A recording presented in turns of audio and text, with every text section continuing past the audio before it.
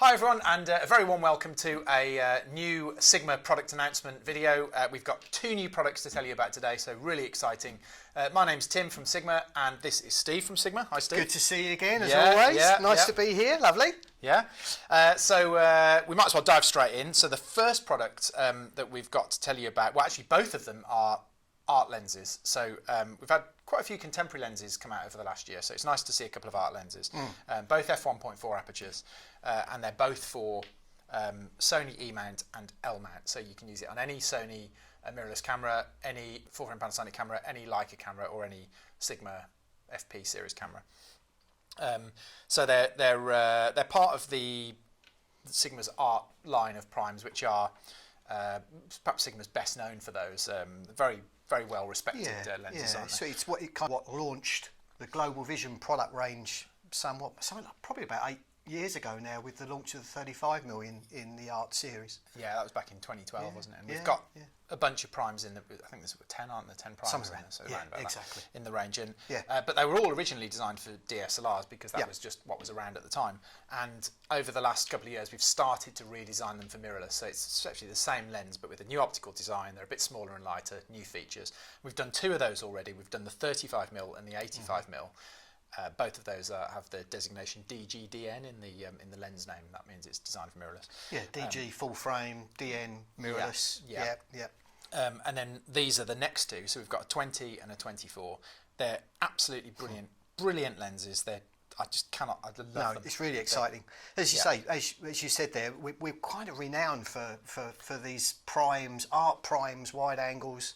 It's something which Sigma have been doing incredibly well over the last few years. And in fact, of the two we've got here today, one of them is a 20mm, and I think I'm right in saying the first 20mm f1.4 for DSLR that we launched was the first and only 20mm 1.4 there's actually been, I think. Yeah, that was back in 2015, and it was the first and only 1.4 full-frame 20mm. Yeah, exactly. And still is, actually. So there's two of them now, but we've got them both. So. Exactly. So we've got that version, which is obviously still current for your Nikon and your Canon users, etc. And then this one, of course, for completely designed from the ground upwards for full-frame mirrorless. So exciting. I love it. Love it. And that's what makes this lens so good for astrophotography, which is probably going to be the thing that it's picked up most for, because the existing 20mm was, and that's because it's got that super wide angle of view combined with that very wide aperture of f1.4. So you can shoot really nice nightscapes, Milky Way shots, that kind of stuff. You let in loads of light into the lens. And astrophotography is such a big thing now, isn't it? It is. I think it was another one of those scenarios that came into play through lockdown. Was it? People went into even nature photography, a bit of whatever you could find in the garden for close-up macro photography, and astro also became a very big thing during that period as well, bigger than it was before. So this, as you say, it lends itself perfectly to that. Well, there's a few other features on it, I think, which make it even more perfect for astrophotography as well, which we'll touch on. That's true. Should we go through them? In fact, should we bring in? We've got. I think, have you got it there? Have I got this one? Have you got it? You've got it. Yeah. There we are. So let's get rid of the 24 for a minute. We can bring that back. Let's do this comparison. So this is the new 20mm. Let me just take the hood off a second. Now you've noticed I just took the hood off. You actually. Can't take the hood off on the existing one. That's a fixed petal hood, and that was, I guess, in some ways one of the drawbacks to this lens if you wanted to add filters. Possibly, exactly, because you've got the big aspherical lens on the front in this particular version, and that meant you couldn't screw on a filter, so you had to get a special filter holder that went around the back of the hood, which works perfectly well, but it's just a bit less convenient. What the engineers have done this time at Sigma is that they've added a filter thread to the inside of the fabulous, around the front, really useful. So you can attach, especially important in astro, if you want to attach a light pollution filter or something, then that's very useful. And they've also added a rear filter holder. Wow! This is something that we saw added to the 14 to 24 a few years back, and as you can see, the existing one doesn't have one, but it's a rear filter. It's about the same size as an SD card, I guess, and you just kind of slot it in. It's a bit thinner than an SD card. You slot it in. So what you could do if you're an astrophotographer is that you could have, I don't know, a soft filter on the back, light pollution filter on the front, and you're actually better off having a soft filter on the back because you don't get any smudging of stars. So it's a really, really nice. It's a great setup. feature, isn't it? It really is, to have both options on there. Yes. And again, I'm not into astrophotography. It's not my field. I know you've dabbled with it as well. And I say he's tried, but yeah, a bit iffy. Yeah. But all you do is really just get cold, don't you? And then pretty much. Yeah, we just then you shows us a few images that not that great. But he's trying. But yes, so I've never really dabbled with it. So it's kind of a thing that I've learnt a little bit more about. And obviously, since we started to look at the launching of these. And that having the two filter options is a really useful feature. It is a useful feature, very useful. Yeah. Other things they've added, I mean, I suppose the obvious thing to mention is that it's smaller and lighter. It's going to be, I think exactly it's, with the new design. I think it's 30% lighter and 40% smaller, so it's quite considerable, isn't it? To show the two together, it feels a lot lighter. There's no doubt about that. Yeah. You can see if I put the two of them together there, how much smaller it is as well. Yeah, so if you're going on a hike or something, that it makes a difference. Yeah, definitely. Yeah. I think it comes in at what, 650 I think grams? 650 grams. Yeah, exactly. So other features, it has perhaps the most noticeable on threat. I'm going to move this one to one side now. Go on then. Yeah, we're gonna. So this one has got an aperture ring, whereas the other one didn't. So that means that you can change aperture on the lens if you want. And as with some of the other DGD lenses we've launched recently, that's declickable, isn't it? It is declickable, so you can. Hang on, there it is. So you can. There's a switch on the side, declickable. So usual clicks that you get, or you can have it without. If I just put it up to my mic so you can hear it. Really nice, really nice action on that click. And then if you turn it off, it's smooth. Yeah. And that again, that lends itself beautifully to video as well, doesn't it? It does, because it means that if you want to change exposure using aperture, if you have a click, then the exposure changes in hard increments, so you get and it gets lighter. Whereas if you have a smooth aperture, you can change exposure very gradually, and no one notices you doing it. So it's really good feature for video. And it's also lockable, so if you put it in auto, for example, and lock it, you can't knock it out by mistake. And that, when it's in auto mode, that just basically means you control using the camera like any other lens. So you've got the option, you can use the lens or the camera to change aperture. Really, very, very good, very clever. Excellent. And another, this again, I'm going to bring the old one back in again. You'll see on the old one, the only real switch you have on the side there is the standard autofocus to manual focus switch. Whereas this has got a little array of buttons and bits and pieces, which again tends to be something that you'll see on our new DGDN mirrorless products. So again, what have we got on the side there, Tim? Yeah, so we've got an AFL, but we've got the AFMF switch that we just mentioned. We've got an AFL button that can be customised to on certain. Depends on the camera you're using, but it can be customised to a certain function. So if you, for example, if you had it on a Sony, there's probably 100 odd functions that you can choose from. Right. So if I wanted to set that button to do ISO, I could do. It's done in camera, and that button sits kind of where your thumb is when you're shooting. So it's a really nice, useful button. Yeah. It's also got a MFL lock switch. And this is a new feature. It's a new feature, which we haven't seen previously. Yeah. And what this does is it's very useful for astro. One thing that astrophotographers used to have to do is that they would. Getting your focus right for astro is very difficult because you can't really use autofocus because the stars are too small to lock onto. So you have to manual focus. It's very difficult to see because it's so dark. So you kind of cropping right in on the screen, making sure the stars are they sharp? I think they. And then you finally get it right, and then you have to tape down the manual focus rings because if you knock it, you've got to do it all over again. So that was always a bit of a pain. People have to, but taping a it's not ideal. It's not practical, is it? No, really. So what they've built into this is this MFL switch, and what it does is it deactivates the focus ring entirely. So once you've got your focus right, you flick that switch, and you can do whatever you want to that ring. It will not change. And it's just going to stay where it was focused, where you've put it. Exactly. It is completely inactive. Great. Very clever. That is very clever. That sounds, and again, I've not been one that sat out 3 o'clock in the morning doing astrophotography, but if you're cold, you're sitting out, you're trying to get that shot, and you're playing around with tape and all that sort of thing, that's all, this sounds like a perfect solution to that. It's just a bit Heath Robinson, isn't it? Yeah.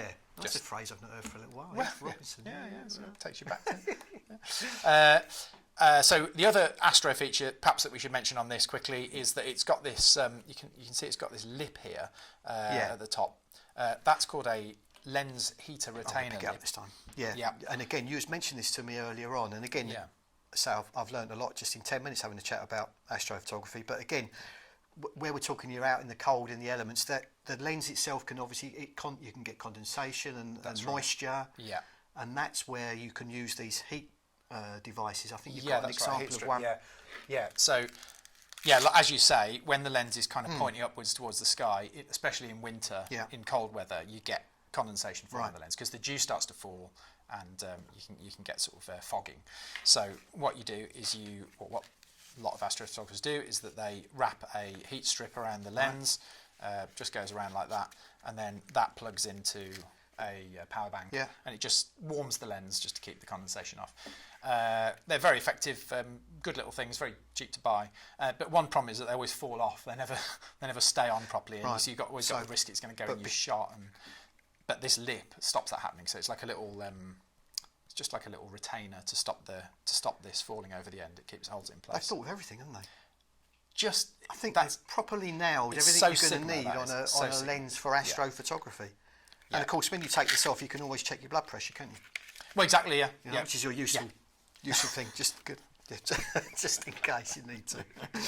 Brilliant. I mean, that's so. You've got this added new feature of this manual focus locking or deactivating device, effectively, isn't it? And then this lip on the front, superb for that heater device that's zipping around the front there. It's obviously a lot lighter, smaller, we spoke about, than the original version. The AFL lock button, or the customising button as well, if you're using it on certain cameras like Sony, etc. And should be noted as well that the original 20 was considered to be exceptionally sharp. They have to be for astro because you get optical issues and they show when you shoot astro stuff, and you're shooting a dark background with tiny points of light on that have to stay as tiny points of light. A cheap lens shows there's a department, isn't there? We spoke about it before back in Japan, which is specifically for working on the reduction of flare. That's right. Ghosting, isn't it? I think Kasuta-san calls it the Ghostbusters. That's right. Which is brilliant, isn't it? But that's what they're there, and that's whole what they're department to look after. Just doing that all the time, and I think that's certainly something that's been applied to this, isn't it? Yes, it's been so. The image quality on this is even better than on the existing 20mm, which was already like a bit of a kit bag staple with astrophotographers. So I think this will knock a lot of people's socks off. It's pretty amazing. In particular, they mentioned the guys at the factory mentioned the coma flare, which is as you get towards the corners on less expensive or less high quality optical designs, you tend to get it's kind of like a smudging. The stars smudge out. It actually looks a little bit like a bird with its wings spread. It's kind of like that strange sort of shape. Yeah, but this is very, very good for coma flares. Very little of it. So brilliant. Very important for astro. For those out there, obviously want to know some of the technical specs, which will obviously all be available online to find anyhow, but elements and such like. So we got 17 elements in this one. That's right. Yeah. And it's in, if I remember rightly, correct me if I'm wrong, I think it's 15 groups. It's 14 or 15. I can't remember. I think it's 15. 15 groups. And there's I think 3 aspherical elements in there and 2 SLT. Super low dispersion elements as well. Some really nice glass in there. And the diaphragm on this one, I think, is an 11 blade. Yes, that's unusual. We normally have 9 blade rounded diaphragms. This is 11, so you just get a slightly more perfect aperture, out of focus highlights. So, and as we said before, you mentioned the weight. The weight's only 635 grams or so. So pretty light, That's really light now. You haven't got the big bulbous aspherical element that we spoke about before, so you've got the filter option on the front and the filter option on the back as well, which is absolutely superb. So I guess apart from other than astrophotographers, I suppose this is going to be a favourite for landscapers, wedding photographers, anyone shooting interiors or architecture, that kind of stuff, events. This is a bit of a cracker, I reckon. It's a beauty. We'll remind everybody again, part of the art series, which is just an incredible range of primes and zooms that Sigma put together. Fabulous product, beautiful. But we're not only just announcing one today, are we? No. Or another has been announced at the same time. So we've got the 20mm, which we've gone into a bit of detail on, but there's also a revised version of the 24mm as well. Yeah, so the 24 actually quite similar to the 20mm in the way it's been designed. So some of the features we've just mentioned, well, most of them actually are on the 24 as well. The one feature that it hasn't got, which that one does, is this lens heater retainer lip, which it's probably less likely to be used for astro. This one, I would think less likely, isn't it? Probably. More Still good for astro. More your landscape and wedding photography, that kind of thing. Yeah. But other than that, it's very similar. It's got the aperture ring, which is lockable and declickable, as that one has. It's got the AFL button, which can be customised to your liking. It's got the MFL switch, so again you can deactivate the focus ring if you want after you've got focus right. I love that feature. That's great. And again, it's got the rear filter holder and the front filter thread, so you can put two filters on at once very easily. The thing I like about the rear filter holder, especially for landscapes, is that if you use ND filters, so let's say if you're shooting I don't know, at the coast or at a waterfall or a river or something, and you want to blur out your water, what you'd normally do is screw an ND onto the front, so it might be like a big stopper or something like that. Sometimes you might screw it in. It might be a circular filter you screw in, or you might screw on a filter holder and slide a filter in. Either way, they're both kind of big. They get dirty easily because waves splash on them and you get dust on. When they're in the back, they're tiny, literally the size of a SD card and half the thickness. So you can carry like 10 of them around with zero weight virtually. And once they're in and on your camera, there's no risk of them getting dirty. They are completely. They're in a sort of a clean room, if you like. There's no sealed dust off in completely. Yeah. So I like rear filters. They're great. So yeah, really nice. It's just another well thought through aspect of what these lenses are going to be used for. So they thought that through in the factory and thought, well, hang on a minute. The advantage of having two filters is going to be really useful on this type of photography, whether it's landscape photography or astrophotography. So, that's a brilliant new feature to these two lenses. And just for comparison again, this is the existing 24, which has been adapted for mirrorless. So this is a Sony one, so it's an E-mount, and this one is E-mount as well. So that's absolutely like for like. And as you can see again, I think it's 16% shorter, 30% lighter, something like that. So significant. And as you said, you've got the array of facilities around the barrel now, which obviously on this one you just had your AF and your manual focus switch. Yes. And again, your size and weight so very different because it's designed specifically for mirrorless full frame. Yeah, and again, optically, this one is stronger than the existing one, so they've got it smaller, more features, lighter, but optically better, which you can't argue with that, can you? No. Let's move that one out of the way again. I'll bring the other new one back in.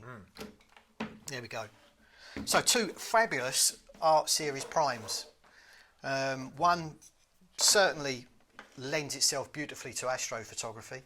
The other, general wide-angle use, so it's your landscape photography, your wedding photography, all of those kind of aspects, general street photography. I've just remembered another feature, Steve. We missed one out. There's so many. Go on. You can't remember them all? No. Yeah. So the old lenses had these lens hoods, which are just standard plastic lens hoods, but they don't have a lock button. These new ones do. They have a little lock button there. So once they're on, they stay on. You can't take them off unless you press that lock button. So, if you knock it or something, it's not going to fall off. So that's a really nice feature. So they're very secure. They're a bit more robust. They're sort of thicker plastic.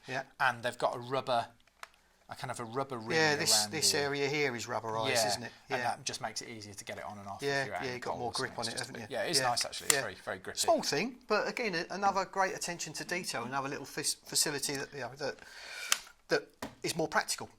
Yes. Isn't it? When you're out and about in the field doing whatever it is, whatever photography that might be that you're up to. So again, another great feature. We should get on to, obviously today was the day they were announced.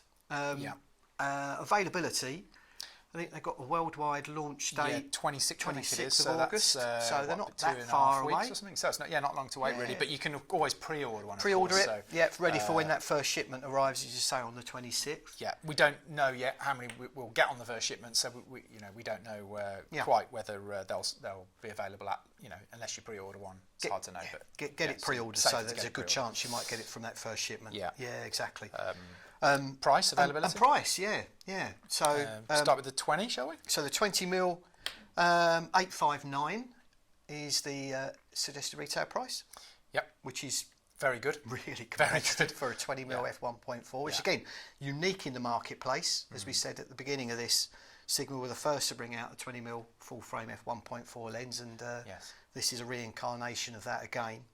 And then we've got the 24mm, which is going to be 779. Yeah.